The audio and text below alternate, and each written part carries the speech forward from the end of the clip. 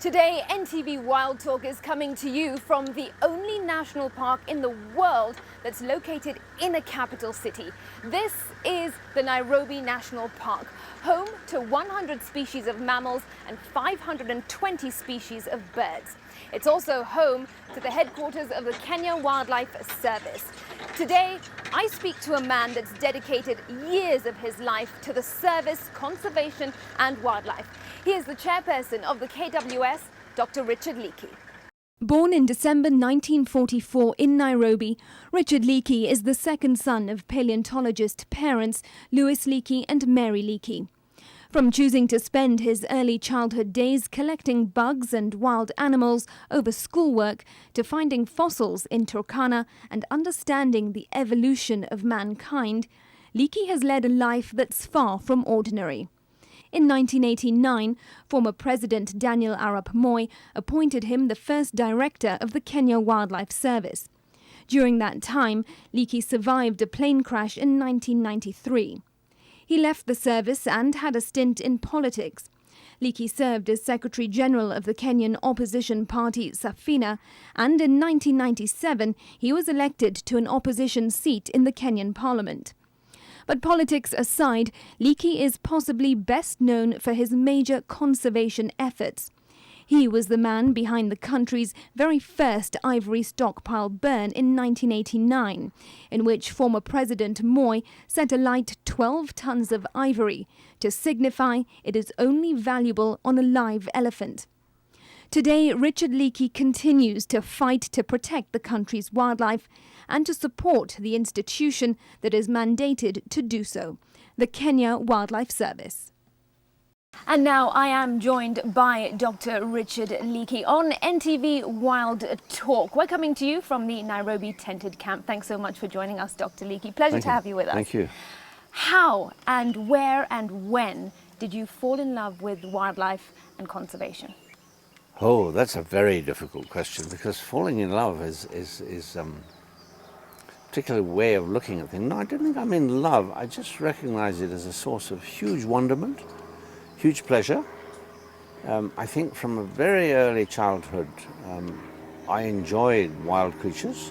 Whether I enjoyed them particularly because they never asked me questions that I couldn't answer, or there was so much you could learn. And I was talking to somebody recently and saying that one of the things we have to do at KWS is stop being so prescriptive about what you can do. I used to catch butterflies, I used to pick up beetles, I used to pick up odd creatures and take them to the National Museum and have them identified, and feel that I was breaking into science. I was doing something that was perhaps adding to knowledge. And I think when I was 4 or 5, finding something that the curator would say, "Oh, that's very interesting. Where did you get that?"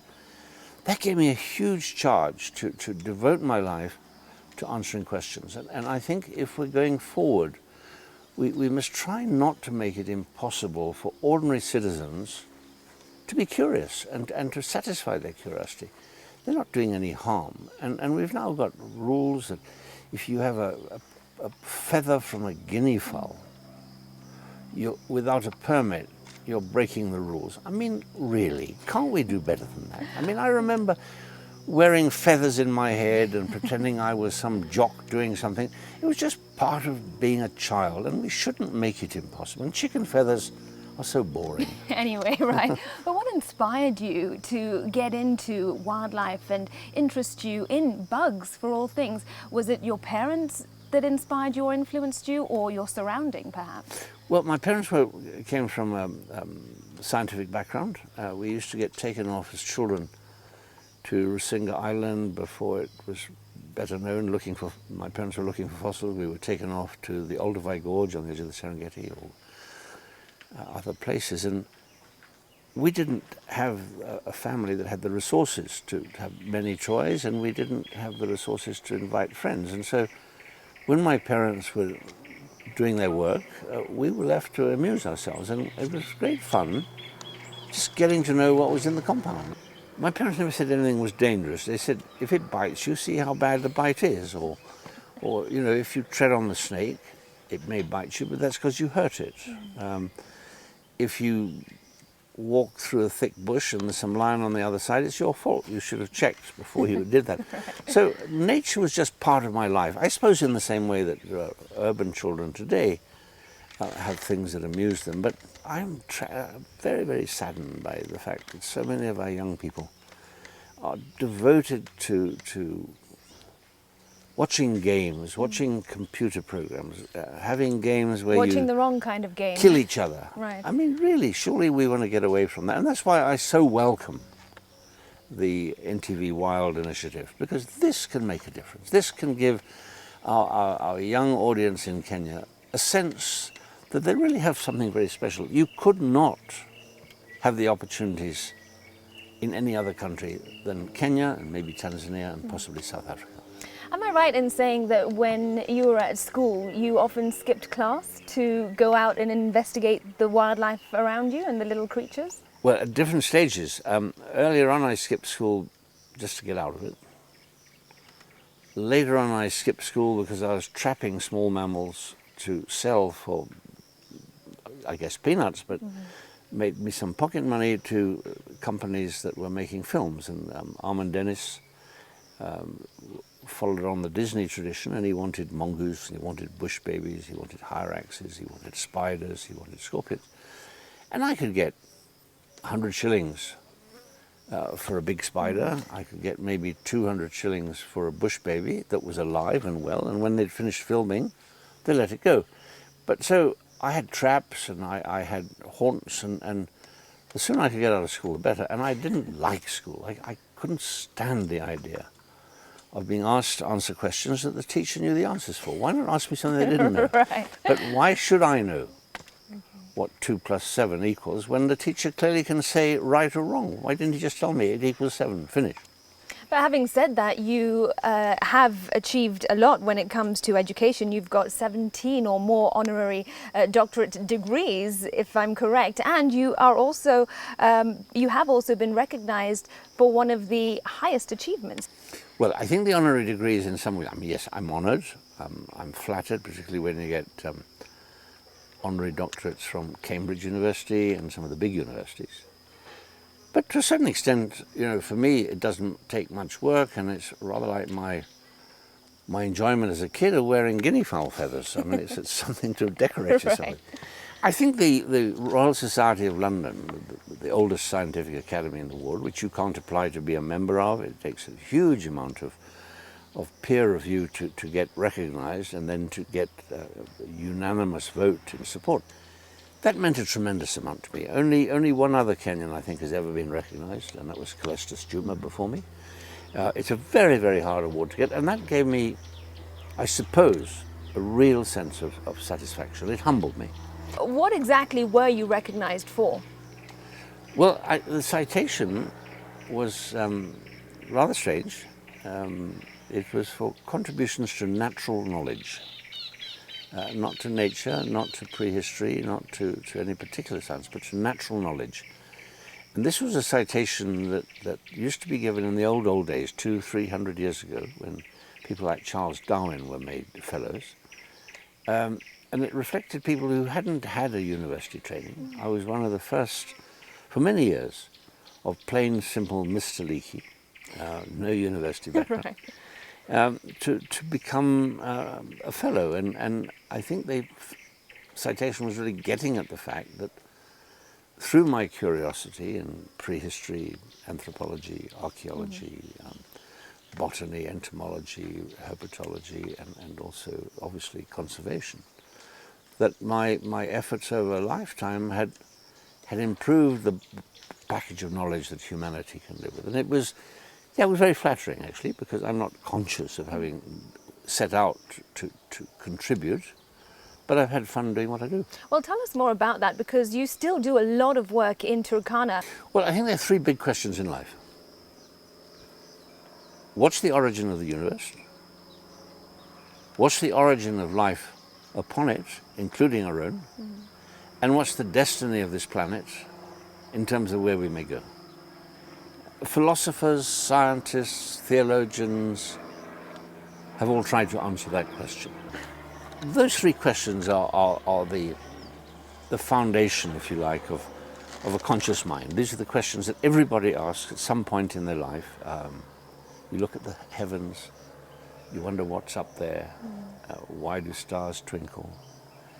Why does the moon keep appearing at the same point every day, but moving up and down the horizon? Why do creatures live the way they do, interact the way they do? What has done this? What has brought about this extraordinary spectacle of living organisms, from microorganisms under our feet in the soil that you never see, to the extraordinary animal that we are? And that's a very important question to answer. And of course, the question is, was there a Big Bang? How did it happen? What's the origin of matter? All of that comes in. And my parents had started work, my father particularly, to pick up on Darwin's notion that Africa was the origin of humanity. In those days, in the 20s and 30s of the last century, he was ridiculed. He said, no, humans couldn't have come from Africa. They're such primitive people. Wow. They're not really people anyway, was the attitude. And so he set out with his career and limited resources to answer those questions, and he and my mother, their colleagues, did a lot of work. I was fortunate in that I was able to continue their work, partly on the foundation they had built, partly on my own resources that I was able to raise. And most of my working career has been devoted to answering how did we come into existence as we are? What are we? When did we become human? What is human? Now, a lot of viewers of this program inevitably say, yeah, but you know, this is irrelevant. You're an atheist. You don't really have any faith in the Creator. And my answer is, you know, you can accept a Creator and you can think of the Genesis story, but there's no proof. It's just a story. Now, I want something that anybody can pick up and see and measure, compare. I want empirical evidence, not hearsay. Right. And so my career largely has been based on, if we have evolved, as we now know we have for sure, did it really happen only in Africa? And if in Africa, where in Africa? And what were the circumstances? And have you managed to find answers to a lot of these questions? We found enough evidence now for there be no question that Africa is the home of humanity. No question that all the major events over the last 5 million years have come out of Africa, including fully modern people. Now, there are many more questions. I mean, when did skin color turn to what it is today? When did dark eyes as opposed to light eyes? Well, that you have to delve into genetics and microbiology, and that too is moving apace. I'm not involved. But, you know, we can say that until about 10, 15,000 years ago, everybody on the planet was dark-skinned. Right. It's a very recent development to get this challenged pigment that some of us have. And that work continues to take place continues in very, Turkana. very emphatically, yes. It's going on at Lake Turkana largely. There's other work being done in Ethiopia by the people, a large amount of work being done in South Africa. Right. But the main focus, I think, of our story can probably be related to the work at Lake Turkana, both on the Lodwar side, the Turkana side, and on the other side, the east side of the lake. Let's talk about your other work that you're heavily involved in, and that is being the chairperson of the Kenya Wildlife Service, which you currently are, but you got involved back in the early 90s. How did you get into the KWS?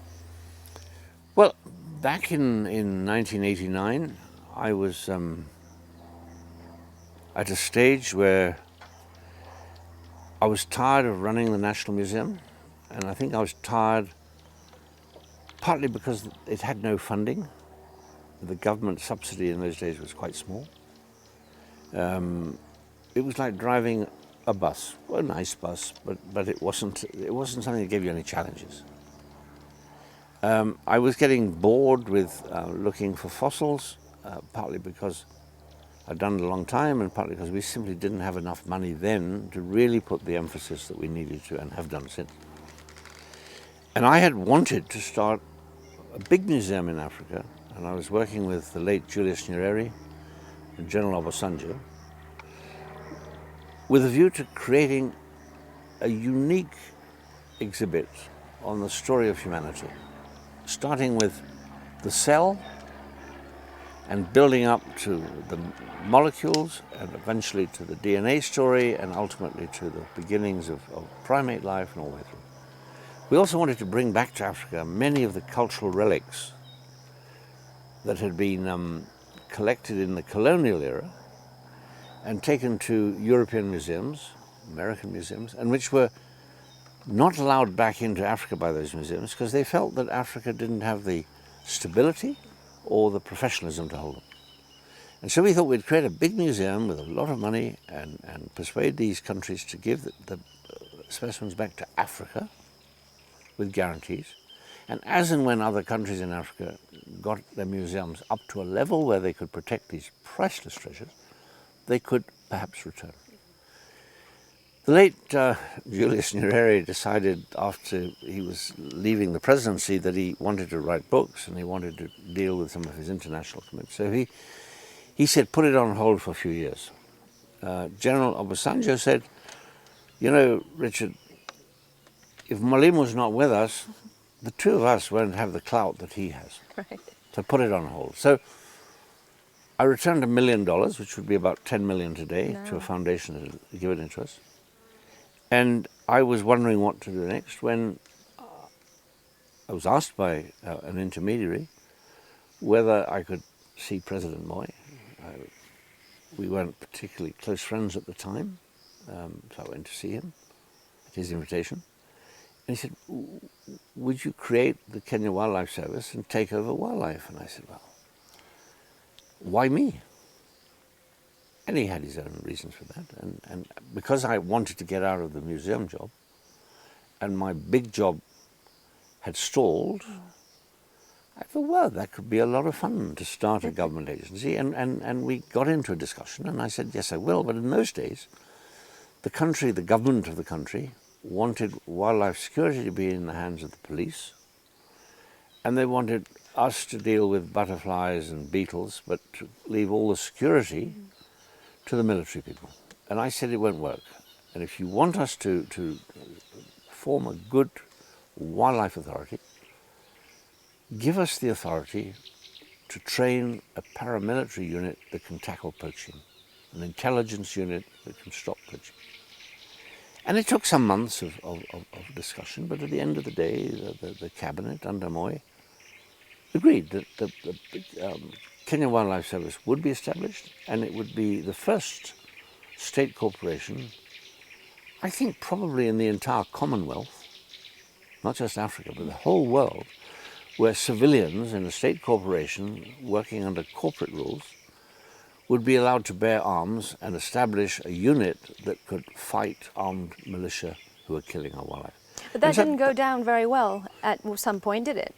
Well, it went down very well once it was working, and then it became slightly worrying. People thought, well, if he can beat up the Somali poachers with his men, and the Somali poachers have now stopped killing elephants, what else could he do with his armed men? And I think there started to be what I would call wah-wah, rumouring, that perhaps I was working with people behind the scenes with a view to assisting or initiating some military takeover. I mean, complete and utter rubbish. However, politicians feed on rubbish a lot, and they were very happy to use it as a whip to beat me with.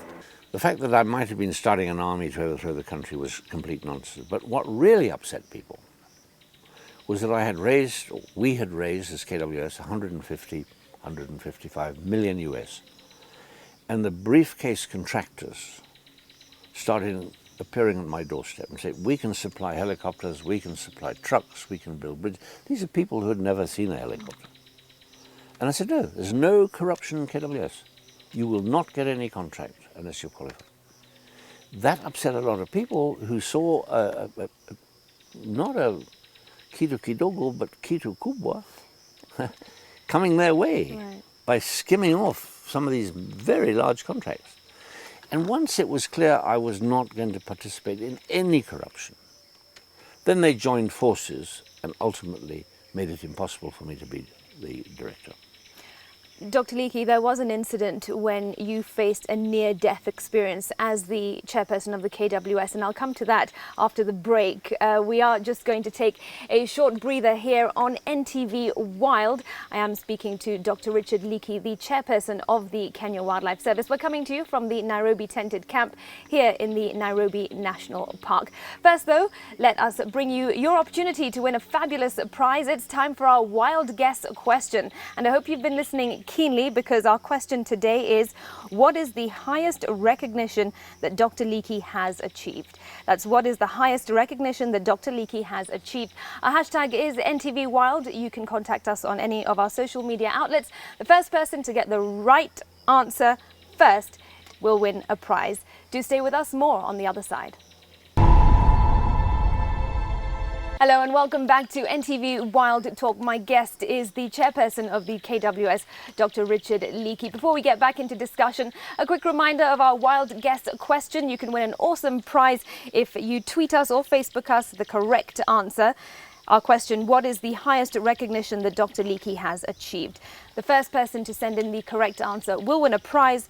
The hashtag is NTV Wild. The question is, what is the highest recognition that Dr. Leakey has achieved? Dr. Leakey, you have faced death twice. Once when you were a child, you fell off a horse and fractured your skull.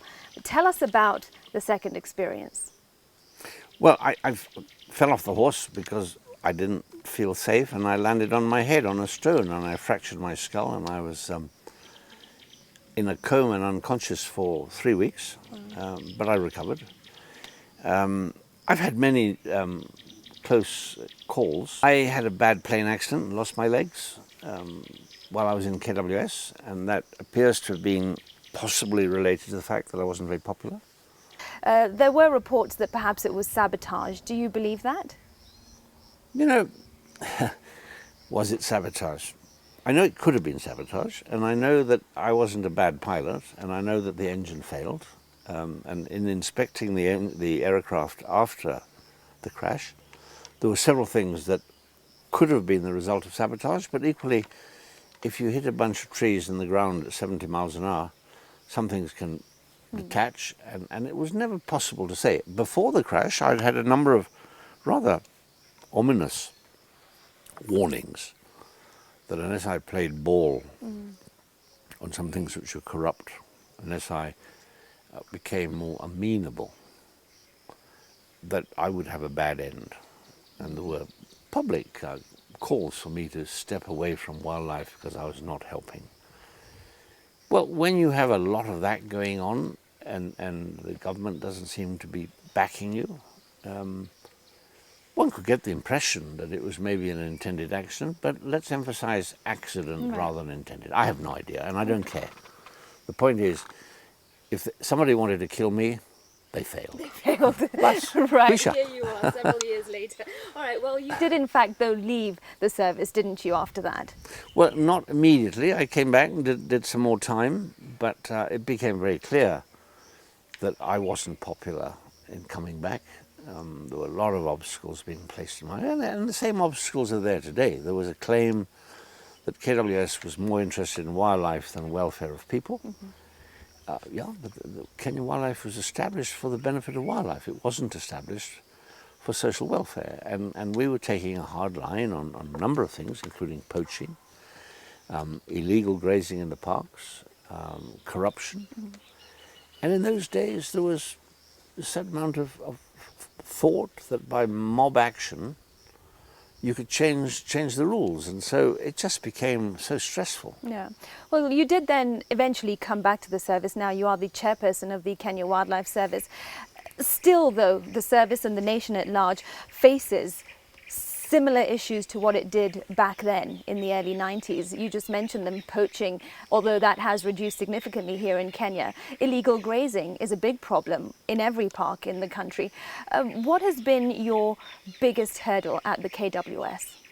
Well, I think the wildlife conflict is probably the single biggest worry, not because it's manifesting everywhere, but because where it expresses itself, it gets a lot of media, and it has created and continues to create a negative political climate in which to proceed with conservation. And there's somehow a sense that KWS is failing if a 5-ton animal walks through somebody's shamba and helps himself to some sugar cane or maize. Now, what you've got to remember is that 20 years ago, there was no sugar cane or maize because the human population was much smaller.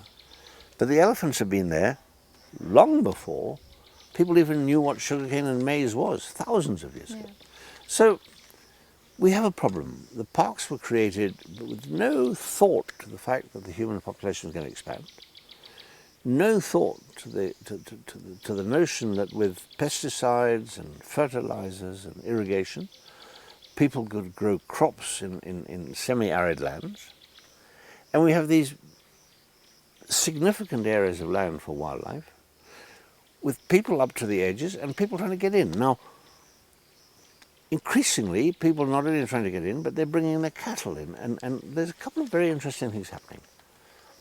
A lot of people are creating conservancies on their own land with tour operators and hoteliers. But the hoteliers and tour operators say, we'll bring tourists, but they're not coming to see your cattle. Mm-hmm. So the landowner often says, well, I can move the cattle away. But there's not another planet to put them on. The only place they can put them is in the national park. Well, what is KWS doing about this? Well, we can plead, we can argue, we can hope people will be reasonable. But the answer is we have to put a fence between people and animals. It has to be a fence that does not allow one or other party to cross. This will be an extraordinarily expensive piece of work. I think $300 million US. And is that the reason as to why it hasn't been done already in all these years? Yes, I think the fences we put up are pathetic. People can cross them, cut them. It's a lot of money, and KWS wasn't in a good shape to borrow a lot of money. I think we can now move towards a concessional loan with the World Bank and other donors. And I think over the next 3 to 5 years, we will build impenetrable barriers. And so the wildlife conflict from park animals or reserve animals will stop. Lions, buffalo, elephant, and others who cause pastoralists and agriculturalist problems. And we will stop people giving the lions and the elephants and the hippos a problem by keeping their cattle out of the park. Right. KWS, of course, faces several challenges such as those, but many accuse the service of some rangers that are too lax in their duty. There have been allegations of corruption. There have also been allegations of rangers colluding with poachers in the whole fight when it comes to poaching. What's your comment on that? Well, I think it proves Kenyans work for KWS as they do for the police and the army and the teachers. And Kenya is a poor country. We do not pay our staff, whether we're the police or any other branch of government, adequate salaries. And if you have laxity in management, and if you have a don't care less attitude, poor morale, poor leadership, these things will happen. Now, there's no reason to believe that KWS will always be a corrupt organization, any more than you would wish that on the police or anybody else. We as a country have got to pull ourselves together and realize that if a person in business expects to have clean water, access to good health, why shouldn't a ranger? Now, our job is to build up the resources so that our rangers can focus on their job, our wardens can focus on their job, without having to worry with a second job. And the second job is accepting money to put cattle in the park, accepting money to turn the blind eye when there's poaching, and many other bad things. Now, as our president has said, corruption is our biggest enemy at the moment. But I don't believe it's an enemy that can't be fought and vanquished. We just have to work at it. But we also have problems with this wildlife conflict. This standard gauge railway has come through the park in Tsavo. Let's talk about Tsavo. Elephants used to cross where the railway is. This railway is on a 30-metre embankment that is at this angle. Elephants are confused. Yeah. How on earth can they follow the migration trails that they've followed for hundreds of years? At the moment, if you were to have a conversation with the Tsavo elephants, which you can't, but you can analyze from their behavior, they're totally confused as to what they're supposed to do. I think the Tsavo situation will be helped by fencing. I think we're going to have to look very hard at people now cultivating along the railway reserve outside the park, because elephants can smell watermelons and maize. And you know, we have a tough fight, and it's going to take money. But equally, I don't think if you're a Kenyan, where wildlife is such a valuable part of the national heritage, we should feel that wildlife is a bad thing. The SGR hasn't helped, but there may be a silver lining. Maybe the SGR in Tsavo will teach us more about management than we've been forced to believe in the previous years. Here in the Nairobi National Park, there has been a lot of controversy with regard to the standard gauge railway. What effort has KWS made in trying to fight its case? Because, as you say, the SGR will have a big impact on the environment here. Well, I think if the SGR were to come through the Nairobi Park as per one plan that was being considered, may still be for all I know, would have been a disaster. We've made the position of KWS very clear. We're opposed to that and will resist it. But the Kenya Railways Corporation has responsible leadership. The government has responsible people. And I think the concerns that we have expressed have been taken on board. There are ongoing discussions. KWS enjoys a very good relationship with the Kenya Railways Corporation, and we have to work together anyway because of Tsavo and the route through the other side of this park. And I don't want to give away the content of the discussion at the moment, because we don't know the final outcome. But am I hopeful that the Nairobi Park will not be damaged? I'm very hopeful. What's the likelihood that it won't be damaged? Well, I think very high. I can't promise anybody. I'm just one person. But the Board of Trustees, many individuals in government, many senior citizens, have all joined in the cause. Look, there are alternatives. They have financial implications. But Nairobi Park is not free land. Nairobi Park is an extraordinary part of Kenya's image. It's the only city of millions in the world, Right. where you can look out of a hotel window in Nairobi and you can see open space with binoculars, see buffalo, giraffe, and you come into it and you see lion, leopard, and cheetah, and many other things. This is too important. You could not put a price value on the Nairobi Park. You can put a price on a kilometre of rail. Let's find the extra money, if indeed it requires extra money, and save what will be an enormous jewel in Kenya's crown as we go forward. And as Kenya develops, that this government takes us forward, we get industrial development, we get better wealth, we pay people like our rangers and wardens more money, our teachers better salaries, kids smarter, we move beyond the digital technology into another era. We have to have the Nairobi Park, there's no question. What is the impact of the SGR on the park in terms of its wildlife? Well, so far I don't think there's any impact. There's certainly some disturbance along the eastern boundary, but it's a few hundred meters into the park at most. I think that'll settle down, and in a few years people will go to see the railway crossing these wide spans of bridges, and there'll be some people take pictures of, and people won't feel bad about it. I think you'll have animals going underneath, and I think there won't be a negative impact. There is a possible more worrying thing with the southern bypass. The park has been effectively reduced. We own the land, we own both sides of the road. But, you know, people living in Nairobi realize that getting from Langata, Karen into the city centre is impossible without a bypass. It's happened, it's going to go forward.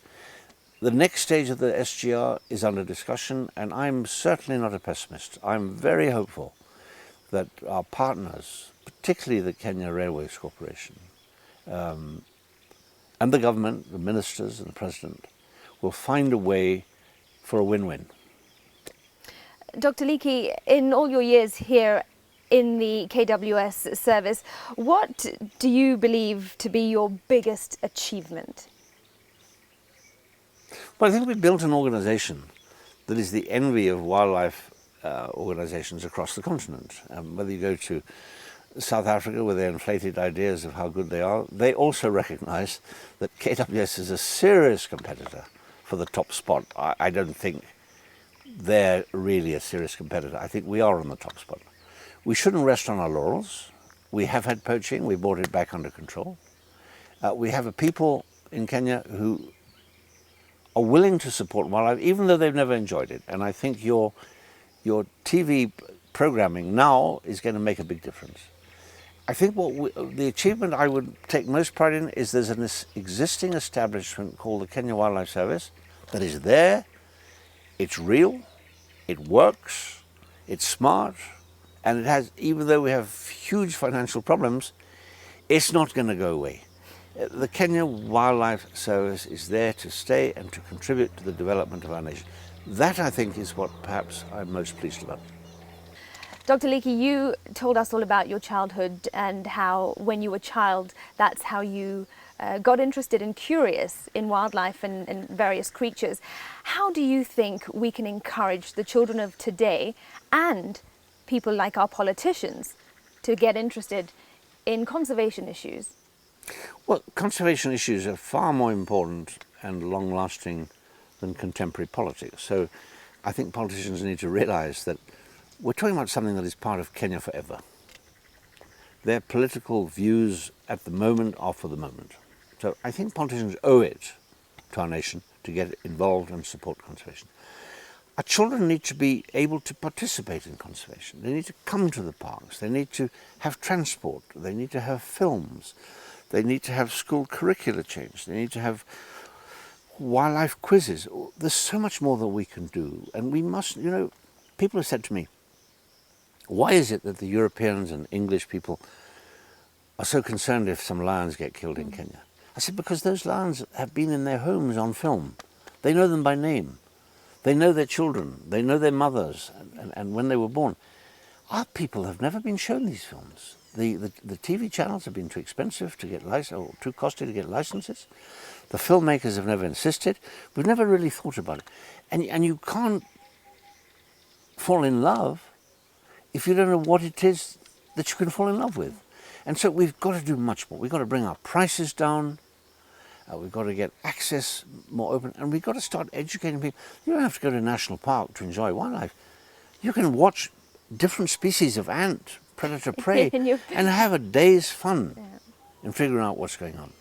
Well, you've certainly had a very, very interesting childhood and your time in politics and at the helm of the KWS. What has been your wildest experience in the wild? I was once in a boat in Ethiopia, a small boat, with 3 other people on the Omo River, which was in flood. There were literally hundreds of crocodiles inside. And I was in the middle of the river, about 100 meters from the edge of the river on both sides. And one of my passengers, I was facing forward, they were facing backwards, said, oh, there's a very large crocodile coming upon us. And I turned over and I could see this head about 30 meters behind us, and it clearly had every intention of eating us. I had a very underpowered engine, and so I thought I'd steer for the bank, but it then was clear the crocodile had more power than I did, and we had to meet him. So I turned the boat round, but not quick enough, and the crocodile bit the side of the wooden boat, splintered some wood. My passengers went to the other side of the boat, the crocodile let go, and we very nearly capsized. However, we righted ourselves. We were now close to the bank. The crocodile circled around and came up behind us, bit the back of the boat where I was sitting. We hit the bank at not fast enough, but quite fast, and were thrown from the boat with the crocodile crunching on the back of the boat. Really? And I discovered I had lost my trousers. Oh, gosh. And the crocodile's front wearing. tooth had gone through my trouser belt, and I was detached from clothing. Oh, And the crocodile got very fed up, shaking my khakis, and went off, which was, it increased the pulse rate substantially. I can imagine. But we're here. A lucky escape, another lucky escape, Yes. I should say. All right, Dr. Leakey, it's really been a pleasure. But something interesting that perhaps many people don't know is that you are very fluent in Swahili and many other languages too, including Kikuyu. I'd like you to give our viewers a message about the future of Kenya's wildlife and the importance of conserving it. Wanyama wa pori ni yetu, tunalinda, lakini si sababu yetu, ni sababu ya watoto yetu na watoto yao. Ikiwa tutashindwa sasa kati wa serikali ya Uhuru, watoto wetu taona nini? Naomba tushirikiane, tusiweke ng'ombe kwa paka. Na nikimaliza, naomba wasasi walete watoto watembelea paka. Pesa si nyingi, chupa 3 tu. Ingiza watoto, wafurahishwe na wanyama, waende nyumbani waseme hii wanyama tuhifadhi, tuwachane kuharibu. Hiyo ni maombi yangu. Dr. Leakey, thank you so much for joining us on NTV Wild Talk. It's been a pleasure having you. You have a fascinating story and no doubt it's only going to get better. Thank you. This is NTV Wild Talk. Here is what you can expect coming up on Saturday night. One of the most widespread tales in Africa concerns not these spectacular creatures, but a bird that is said to be a rainmaker, king of all the birds in Africa. Is he chosen for his size? If so, it would have to be the ostrich, or for his beauty. There are candidates of every color, shape, and size. Is he chosen because he is powerful, or does he just have powerful allies, friends in high places? The legends say the hammerkop is the king of Africa's birds. And until science unravels some of the mysteries of the lightning bird, who are we to say he is not?